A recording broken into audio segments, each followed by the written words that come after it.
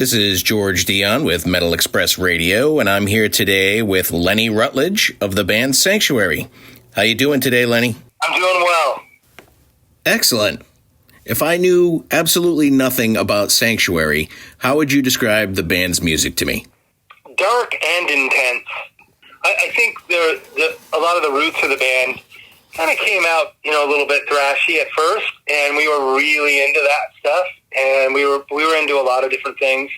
And I think over our career, every record we've kind of, I don't know if we did it on purpose. I think it was somewhat unconscious, but, every record sounds a little bit different. And I know the first one was a lot of energy, and, it was kind of thrashy.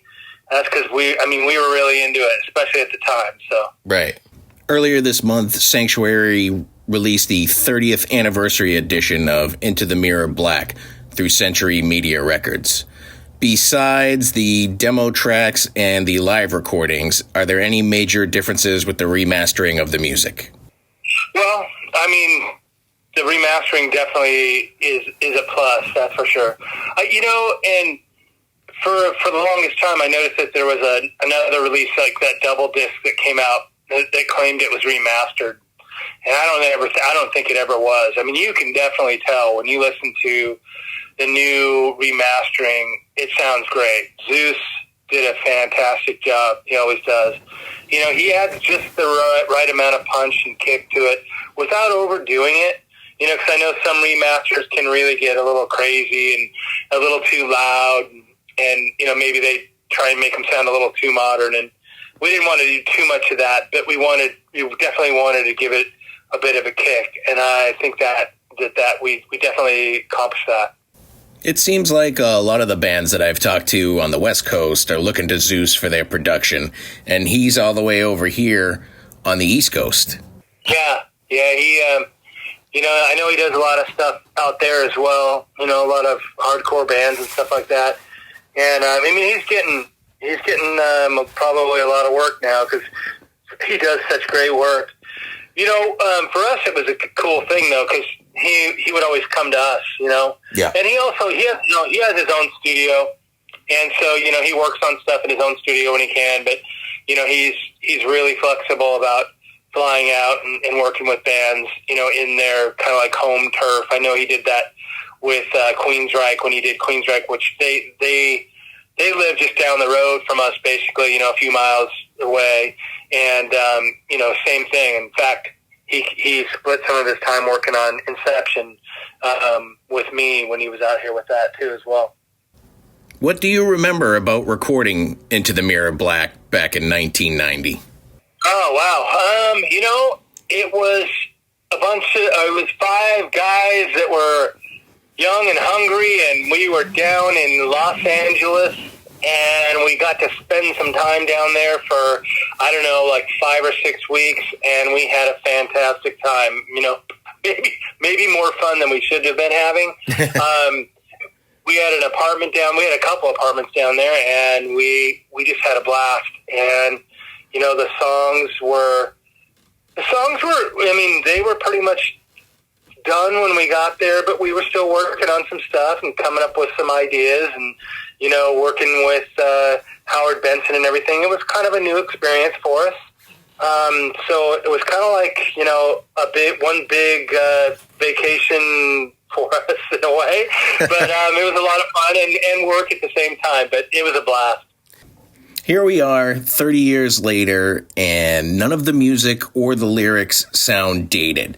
Songs like Future Tense, Seasons of Destruction, One More Murder, they all seem like they can fit into what's going on in the world today.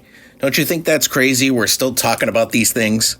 Yeah, and you know what? And that's the Genius of Worlddane. He was definitely the wordsmith, man. That guy, he had it. He had that technique and that talent, man. It was great. All of his lyrics are like that, forever. He was always a guy who wrote really thought-provoking lyrics, not corny stuff, and it doesn't surprise me at all because, that's just the way he thought. He was kind of a visionary. And, yeah, it is kind of crazy that that, a lot of those topics are, hot today, and it just goes to show, I mean, I guess that means it's somewhat timeless, which is kind of cool. 20% of the proceeds of this album is going towards charities that help fight child abuse. Is that a subject that hits close to home for the members of Sanctuary? Yeah, well, the reason that happened, it's kind of an interesting story. My cousin, Sean Blowsell, when he quit Sanctuary, he decided that he wanted all of his royalties to be donated to charity. Mm-hmm. So, yeah, he kind of threw his hands up, didn't want anything to do with the band anymore, and decided that's what he wanted to happen. So it's a very good cause, and I think it's awesome.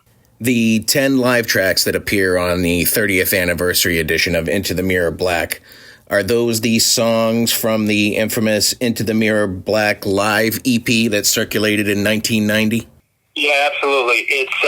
It was called Black Reflections, Into the Mirror Live, you're right. Yeah. And what happened there was, we played a show in Reseda, California in May of 1990, and there was a crew there that recorded it and everything.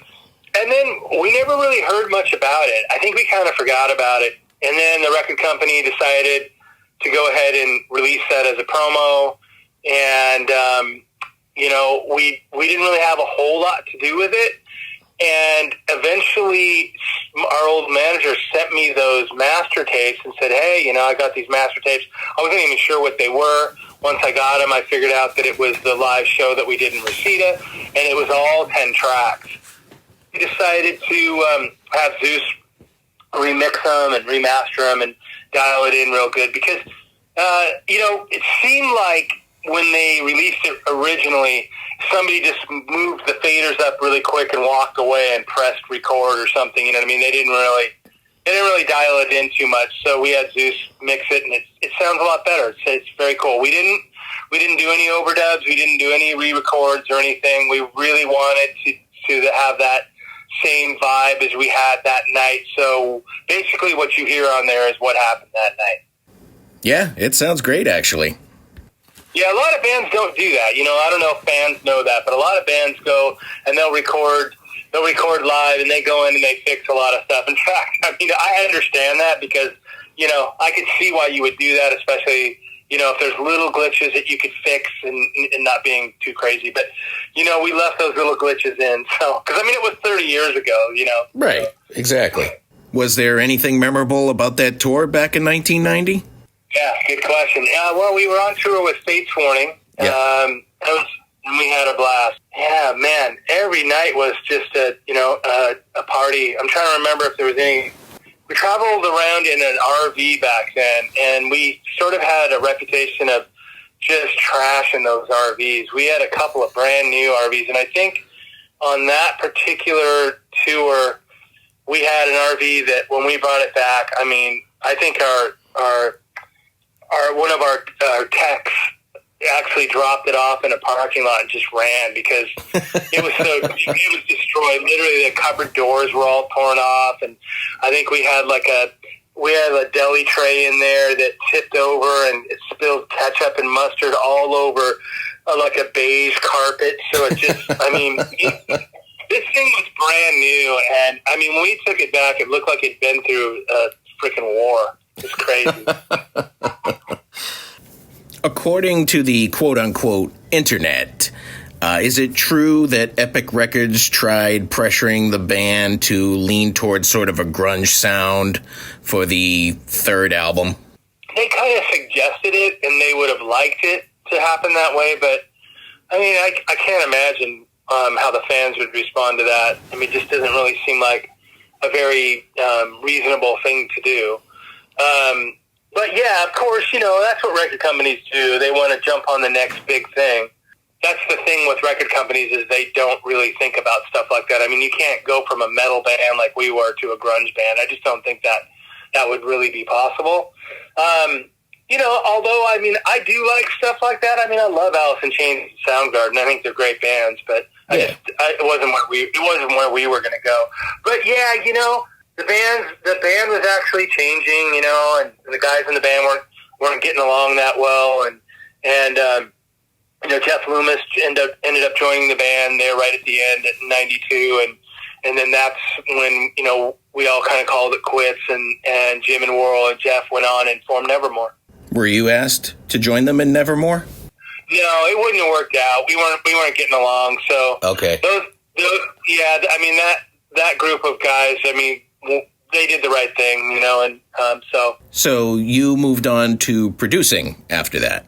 I did, yeah, some local bands around town, and I was in another band myself. I was in a band called Undone. It's kind of just like a rock band, kind of a little bit of a Seattle sound, but way different than Sanctuary. We had a singer that sang really low. In fact, he sounded a little bit like a cross between Neil Diamond and Glenn Danzig. Are there any plans for a remastered version of Sanctuary's first album, Refuge Denied? We talked a little bit about it. That would be cool. I wouldn't be surprised. That's, I'm sure this seems like everything worked out really well with Mirror Black. Yep. Remaster and everything. So I wouldn't be surprised if we did that with Refuge Denied too. Nothing confirmed or anything, but you never know. How was Dave Mustaine as a producer on that album? He hasn't really produced anything that he wasn't involved in since then. I don't know, man. It's weird because at that time we were sort of like living in this surreal dream. It was like we went from absolutely being nobody. Maybe we were kind of a big deal in our region, but that was one of the reasons why we wanted to try and get to another level, and we figured out a way to meet him and everything. But when he was in our presence, to us, he was like a fucking hero. We were just like, oh my God, we're hanging out with Dave fucking Mustaine, and recording our record and everything. To us, guys who didn't know, it was awesome. You know what I mean? I don't know how great of a producer he was, but it didn't matter to us. We loved it, and we think it turned out pretty good. It could have definitely been better. There's no doubt about that. I think that Refuge has a bit of a kind of a squashed sound and everything, but I don't know if that was necessarily, his fault or anything. I just think that that's kind of what came out. We were in a little bit of a hurry and everything, and we have nothing but good memories and good things to say about him. He taught us a lot. It wasn't just the producing. It was almost like us going to rock school or metal school or something. We were there with the guy, and we were just like, we soaked it all in, man. So let me tell you, we got our money's worth. Awesome. Is it true that the current version of Sanctuary is working on a new album? Yeah, we, in fact, last weekend we were here for 4 days working on some stuff, and we got a lot of material. We're taking it slow. We write a little slower than we used to back in the day. Life kind of gets in the way sometimes, and we want to make sure that what we put out is decent. We're aware that there's a little bit of a legacy there, and we want to make sure that we make our fans proud and Worrell as well. What I put out, I want to feel like it's something that Worrell would be okay with it, and Worrell would like it. Absolutely. Is there anything else that you wanted to talk about today that I didn't touch up upon? I just wanted to let everybody know, if you hopefully when we get through this whole COVID thing, come out and see us.